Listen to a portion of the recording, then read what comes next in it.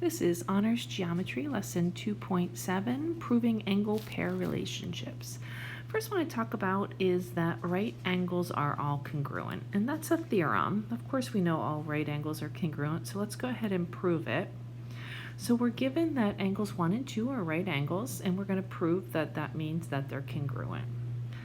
All right, so the first step, of course, is our given. So my reasons are on the right-hand side. Step 1, I know that they're both right angles, that's given. Step 2 comes from step 1. It says if I know that they're right angles, I know that means that they're equal to 90 degrees. Anytime you see a vocabulary word in the given, you know we're going to use definition of. And the definition of right angles is that they equal 90 degrees. So that comes from the definition of right angles. From step 2 to step 3, we say, hey, if they're both equal to 90 degrees, that means that they're equal to each other. We either use substitution for that or we use the transitive property. So we're going to call that transitive or substitution, whichever one you prefer. They're both right. And then from step 3 to step 4, the only thing we changed is we went from an equal sign to a congruent symbol. If two angles are equal, if they have an equal measure, that means that they're congruent. So step 4, we're going to call that definition of congruence. Anytime you see we change from an equal sign to a congruent symbol, we're going to use definition of congruence. Here's two more theorems we're going to talk about. The first one, congruent supplement theorem, says if two angles are supplementary to the same angle, then those angles have to be congruent. So let me just sketch that for you. So say you have a 120 degree angle. You know its supplement is going to have to be 60 degrees because it means they have a sum of 180. Now for that 60 degree angle, if we had its supplement, we would know it'd have to be 120 degrees so that we could get 180.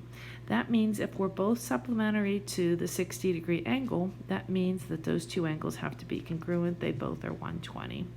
The same is true for complements. If two angles are complementary to the same angle, we know that those two angles have to be congruent. So again, let's say we have a 50 degree angle. We know its complement has to be 40 degrees because we're looking for a sum of 90. So if we have an angle that's complementary to our 40 degree angle, we know that it would have to be 50 degrees to get the 90 degrees. So we know that those two angles have to be congruent if they're complementary to the same angle. Let's go ahead and prove that. We're going to prove if two angles are supplementary to the same angle, then those two angles have to be congruent. So of course we're going to copy down our given. So step 1, you copy the given down. How do you know that's true? It's given information. Step 2, we said if those angles are supplementary, we know that means they have a sum of 180 degrees. Boom, there it is. Anytime we have a vocabulary word, we're going to use definition of. The definition of supplementary means that they have a sum of 180. From step 2 to step 3, we use that good old transitive property again. If they're both equal to 180, they both have to equal each other. If A equals B and B equals C, then A equals C. Or again, you can call it transitive, and substitution also works for that. And then from step 3 to step 4, we said that we're going to subtract the measure of angle 2 from each side. You can see that's the only thing missing from step 3 to step 4 is they got rid of that measure of angle 2.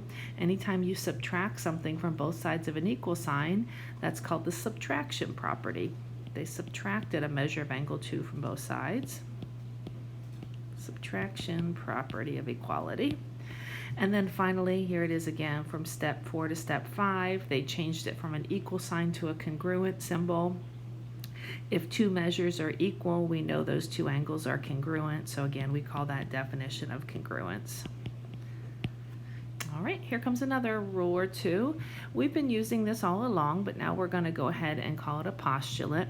It says if two angles form a linear pair, then we know those angles are supplementary. So let me sketch that for you. We know a linear pair of angles share a common side and their non-common sides form opposite rays. So this would be an example of a linear pair. And now we're saying we know that that also means they have to equal 180 degrees. They have a sum of 180. And then we have the vertical angle congruence theorem. Again, we've been talking about this, we just haven't officially said it was a theorem. So it says if we have vertical angles, remember they're across from each other in X, we know that those two angles are congruent. And then of course these two angles would also be congruent. So we're going to use that with a little bit of algebra. So we can see we have vertical angles here, they're across from each other, so we're going to go ahead and set those equal to each other. Subtract 8x from each side, add 4 to both sides. It looks like x is going to be 11, and that's all they're asking us to find. What's the value of x? And we'll do it again with the y's. I know that this angle is congruent to this angle because they're vertical angles.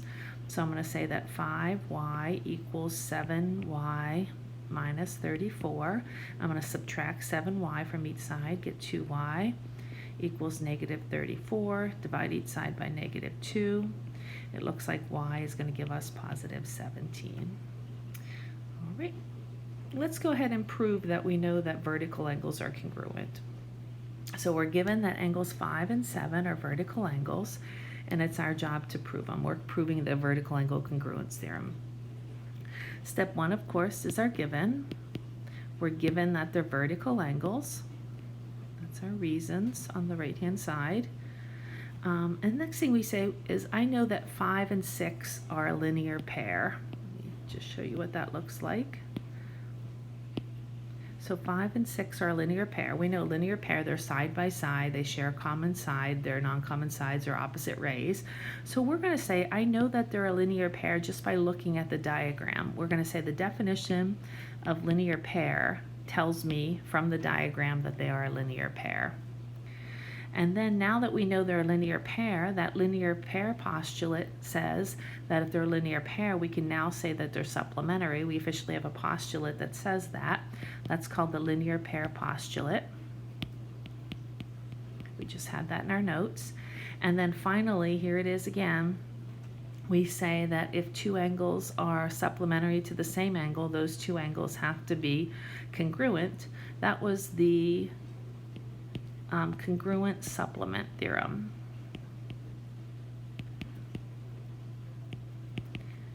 And that came from our notes a couple slides ago. Here it is. Let's show you that.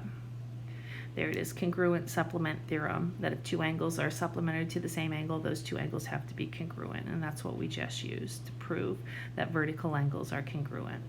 One more quick thing I want to talk about is just by looking at the information in the diagram, we're going to enter either a less than, a greater than, or an equal to symbol. So the first one they want us to compare is angles 3 and 7. You can see that they're both right angles, and we just proved that vertical angles, or all right angles, are congruent. So we know that 3 and 7 have to be congruent or equal in measure. Now we're looking at 4 and 6. 4 and 6 are vertical angles, and again we just showed that vertical angles are congruent, so I'm going to say that they're equal in measure. Now if we look at, let me change colors real quick so you can see, if we look at angles 6, 7, and 8, we know that those three angles together have to give us 180 degrees. We know that angle 7 right here is 90 degrees. So that means there's 90 degrees left. That means 6 and 8 together have to equal 90 degrees. We don't know that they're both 45, but we know together they have a sum of 90. So we know that 6 and 8 together have to be 90, so that's less than 150. Last thing they talk about is if we're given that angle 4 is 30 degrees, and we have a linear pair here, that means that 5 has to be 150 degrees. So we know that angle 5 is greater than angle 4. Please try the practice problems. Email me if you have any questions. Thank you.